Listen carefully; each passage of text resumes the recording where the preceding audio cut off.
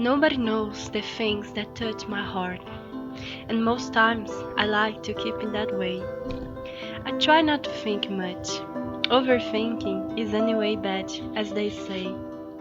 I see the buildings and skyscrapers forming a new landscape where there have always been the sun, moon, and stars.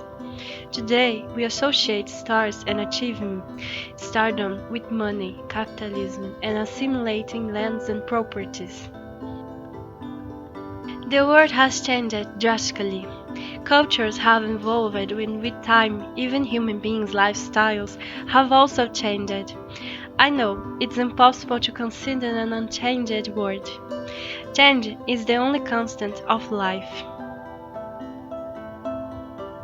Nevertheless, I am always getting into the dispute of tradition and modern, like good and evil. I still close my eyes to the nature of the world, the changes that are constantly happening, to live and to die. We all know that the good side or the bad side doesn't exist for sure, because everything is connected and in some way united. But there is one thing which I always notice in people: the tendency to disregard my thoughts and beliefs, and always trying to convince me that what they think is only right. The universe runs on underlying principle that we may all be related intrinsically on a deeper level, but we all have our own unique instances and experiences that we gather as we walk into this journey called life.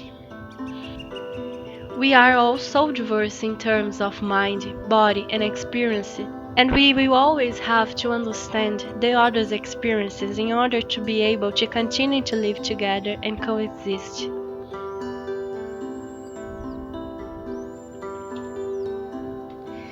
So, I was reading a book called The Ends of the World by the anthropologist Viveiros de Castro and the philosopher Deborah Donofsky, which has given an overview of the various philosophical, theoretical, and cultural expressions that deal with the end of the world.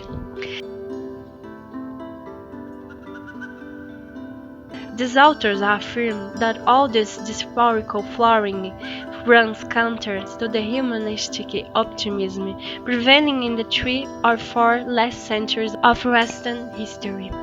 It foreshadows, if it does not already reflect, something that seemed to be excluded from the horizon of history as an epoch of the spirit.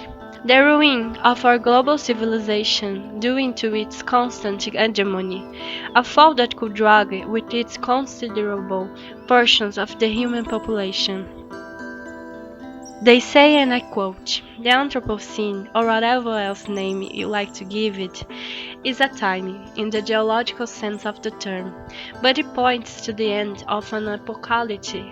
The Anthropocene period should give rise to another geological epoch, long after we have disappeared off the face of the earth. Our present is the Anthropocene. This is our time.